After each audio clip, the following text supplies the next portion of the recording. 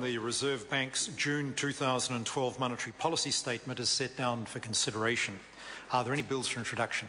No bills for introduction. The House then comes to questions for oral answer. And the first question stands in the name of Maggie Barry. Thank you, Mr Speaker. Tēnā tātou te whare. My question to the Minister of Finance is, what progress is the government making in building a more competitive and productive economy? The Honourable Bill English. Mr Speaker, good progress. Household saving is positive and expected to increase further. Household debt has fallen from 155% of disposable income 3 years ago to 140%, although debt levels are still too high. The economy continues to grow moderately. Inflation is at a 12-year low, interest rates are at a 45-year low, and the government is on track to surplus.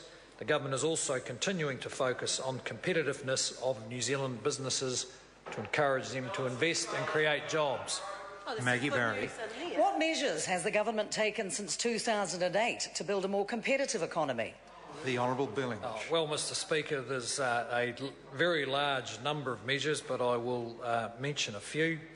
Increasing taxes on consumption and property speculation, and reducing taxes on work and on savings.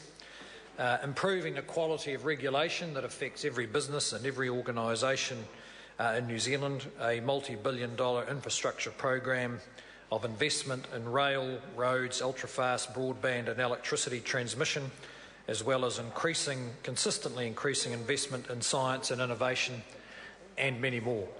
Supplementary. Maggie Barry. What is the focus of the government's business growth program, and how will it contribute to building a more competitive economy?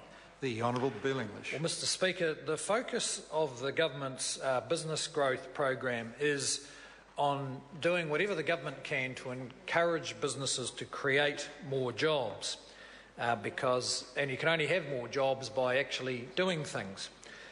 So the government is going to focus on export markets, on infrastructure, on skilled and safe workplaces, on developing our natural resources responsibly, growing our capital markets, and on innovation and ideas. So the government can lend a hand, but in the end a new job occurs when a business actually decides to employ somebody. The Honourable David Parker. Are exports down, immigration to Australia up, and New Zealand's net international liabilities projected to grow every year for the next 4 years? The Honourable Bill English. Mr Speaker, exports have been a bit flat, and that's because, exporters are actually doing their best, and they need all the help they can get from a government that's actually in favour of exporting and investing, rather than opposition policies intended to stop people creating jobs, businesses and exports. Maggie Barry. What are some of the issues affecting New Zealand's productivity and competitiveness? The Honourable Bill English. Well, Mr Speaker,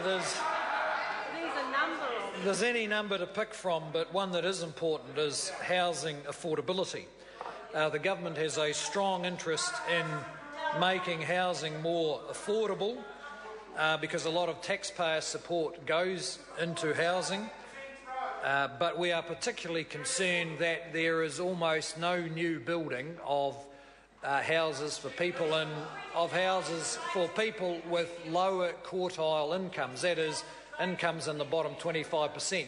That is very unfair to New Zealanders who aspire to home ownership, and we believe that by working with local bodies we can increase the supply of housing and reduce the excessive burden of the cost of housing on New Zealand families. Question number 2, the Leader of the Opposition, David Shearer.